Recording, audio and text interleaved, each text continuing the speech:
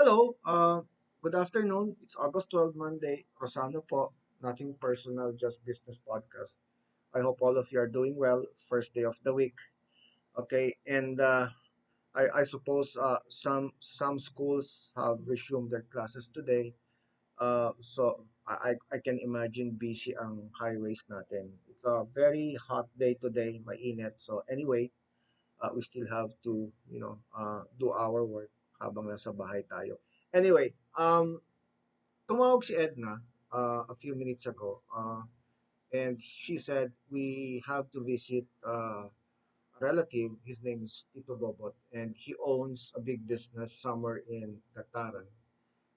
He owns a large trucking company, and he also owns an impressive gasoline station in front of his trucking company business. So very impressive siya. However, siyempre na-notice namin he's quite heavy. May health issues siya, diabetic, and I think he has some issues with his pain, masakit ang tuhod, arthritis, and all. So anyway, yung first encounter namin sa kanya many weeks ago, we just explained the product and the benefits. And siyempre, hindi kami hard sell dito. If the customer is not convinced, it's okay.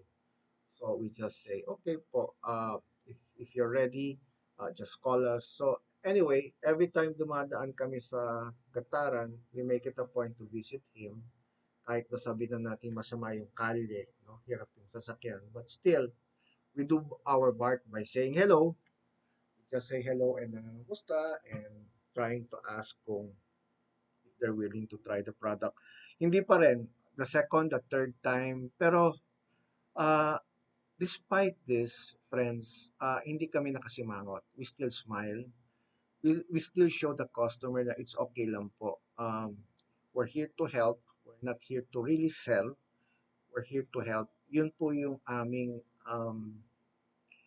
tawag nito, yun yung aming pinararating sa lahat ng customers namin. No? First and foremost is we want to share the benefits of the product.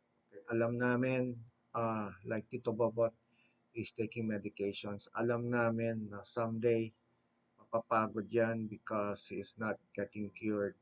So anyway, we got a call and sabi niya, he was requesting us to visit him tomorrow because he's ready to buy. So the point is like this, okay lang, first, second, third, fourth, until, I do not know how many times, you don't give up, okay? You leave a lasting impression, okay? You remind them of the benefits of the product.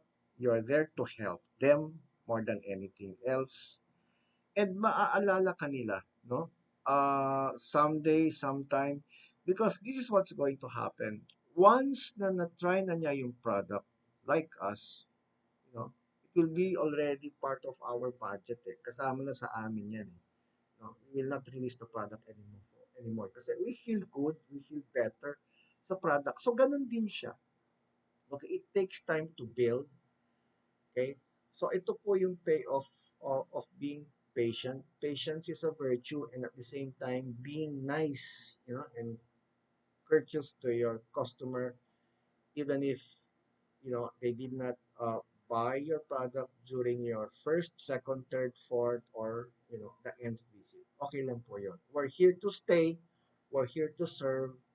And after delivering the product tomorrow, and I'm sure after a few days, si Tito Bobot will feel better and he will realize that okay pala siya. Okay? And then, he will start giving us referrals. Okay? Friends, families. So, yun po. Tuloy-tuloy po and the business will grow. And at the same time, we will be reaching out to more people who are having health challenges. Maraming po salamat and have a good day.